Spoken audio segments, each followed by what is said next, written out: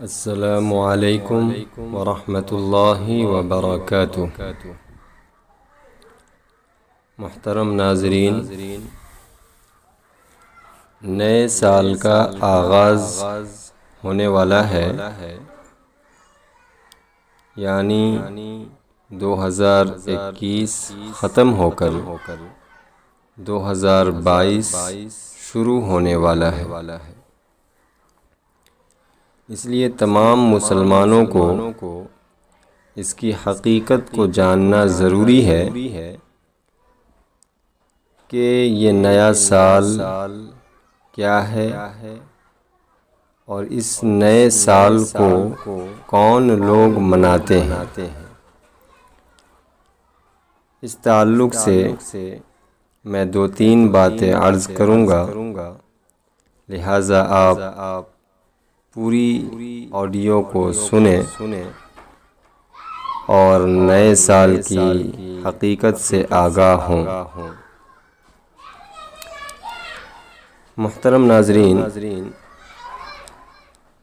حضور اکرم صلی اللہ علیہ وسلم کے اعلان نبوت سے پہلے جو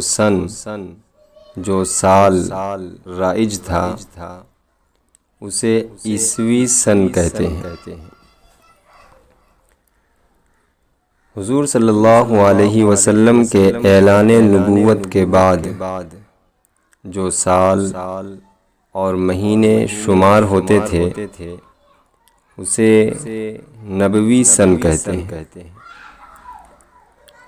اور حضور صلی اللہ علیہ وسلم کے مدینہ منورہ تشریف لانے اور آپ کے وفات پا جانے کے بعد جو سال شمار ہوتے ہیں اسے ہجری سن یا ہجری سال کہتے ہیں۔ تو یہ 3 طرح کے سن ہیں جو مشہور ہیں۔ نمبر 1 عیسوی سن، نمبر 2 نبوی سن، اور نمبر 3 ہجری سن۔ اور اس ہجری سن کا آغاز باضابطہ باقاعدہ حضرت عمر رضی اللہ عنہ کے دور میں ہوا، اور تمام صحابہ نے اس کی تائید کی۔ تمام صحابہ کا اس پر اجماع ہے کہ مسلمانوں میں شرعی مسائل کے لیے جو سال چلے گا، جو سن چلے گا، وہ ہجری ہوگا۔ لہٰذا جتنے بھی دینی مسائل نافذ ہوتے ہیں وہ ہجری تاریخ کے اعتبار سے ہی ہوتے ہیں۔ مثال کے طور پر عدت کے دن کی گنتی، رمضان کے روزے رکھنے کا مسئلہ، عید کی نماز پڑھنے کا مسئلہ، بقرہ عید کا مسئلہ، زکوٰۃ کے نصاب کی گنتی کا مسئلہ، یہ تمام مسائل وہ ہیں جو ہجری تاریخ کے اعتبار سے طے ہوتے ہیں۔ لہٰذا مسلمانوں کو چاہیے کہ جس طرح عیسوی سال یعنی جنوری، فروری یاد ہوتے ہیں، اسی طرح بلکہ اس سے زیادہ محرم، صفر جو ہمارا ہجری سال ہے وہ یاد ہونا چاہیے۔ یہاں پر بڑے ہی افسوس کے ساتھ ایک بات کہنی پڑ رہی ہے کہ مسلمانوں کے چھوٹے سے چھوٹے بچے کو انگریزی سال کے پورے مہینوں کے نام یاد ہوتے ہیں، اور یہ بھی پتہ ہوتا ہے کہ انگریزی سال کا پہلا مہینہ کون سا، دوسرا کون سا،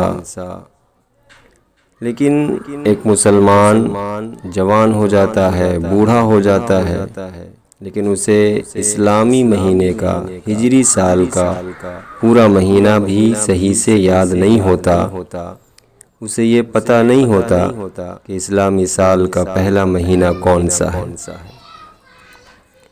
حالانکہ جس طرح ہم انگریزی مہینے کو اہمیت دیتے ہیں، اسی طرح ہمیں اپنے ہجری سال کو بھی اہمیت دینا چاہیے۔ دوسری بات جو عرض کرنی ہے وہ یہ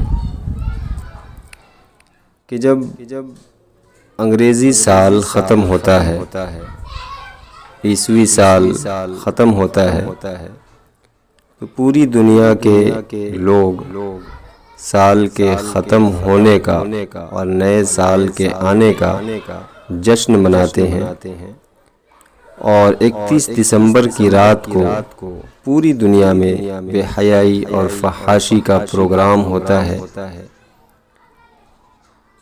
اور ہمارے بھولے بھالے مسلمان بھی ناواقفیت کی وجہ سے ان چیزوں کو اختیار کرتے ہیں، ان چیزوں میں شامل ہوتے ہیں۔ تو ہمیں معلوم ہونا چاہیے، ہمیں یہ بات ذہن میں رکھنی چاہیے کہ ایک سال کا گزر جانا اور دوسرے سال کا آنا یہ کوئی خوشی کی بات نہیں ہے۔ اگر سال کے گزرنے پر اور نئے سال کے آنے پر مبارکباد دینا یا خوشی منانا، پارٹی کرنا صحیح ہوتا تو ہمیں حکم دیا جاتا کہ ہم اسلامی سال کے، ہجری سال کے شروع ہونے پر، نئے سال کے آنے پر خوشی منائیں۔ لیکن ہماری شریعت میں، شریعت کی پوری تعلیمات میں نئے سال کی آمد پر مبارکباد دینے کا، پارٹی منانے کا، کسی طرح کا کوئی جشن کرنے کا کوئی تصور موجود نہیں ہے۔ لہٰذا تمام مسلمانوں کے لیے یہ ضروری ہوتا ہے کہ نئے سال کی مبارکباد دینے سے پرہیز کریں، نئے سال کی کسی طرح کی کوئی پارٹی میں، کسی جشن میں شرکت کرنے سے پرہیز کریں۔